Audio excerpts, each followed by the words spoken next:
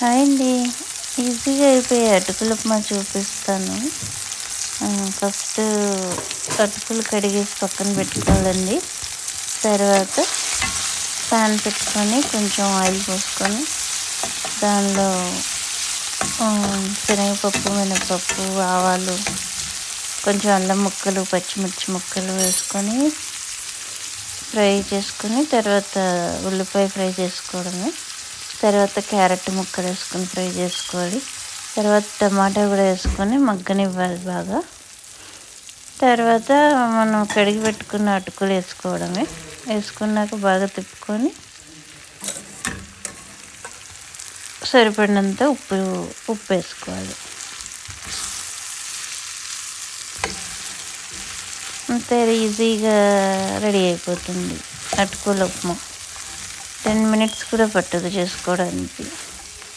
ఇన్స్టెంట్గా ఏమన్నా breakfast recipe కావాలంటే చేసుకోవచ్చు.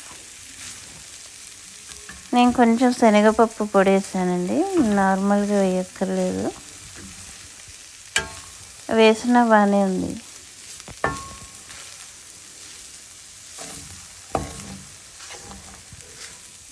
ఇది లావుగా ఉండే అటుకులతో ఇంకా బాగుంటుందండి. ఇది సన్నగా ఉండే అటుకులు.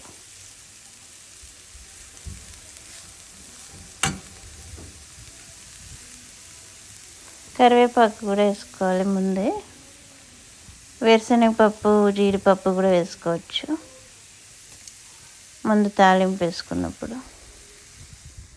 అంతే అండి, అటుకుల ఉప్మా రెడీ అయిపోతుంది.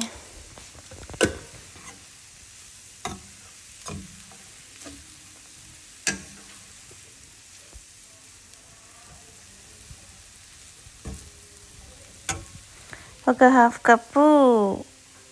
Half rice cooker cup water పోసానండి. యాక్చువల్గా మగ్గుతుందని మూత పెట్టేశాను, కాకపోతే కొంచెం మెత్తబడింది. పొయ్యకుండా ఉంటేనే బాగుంటుంది.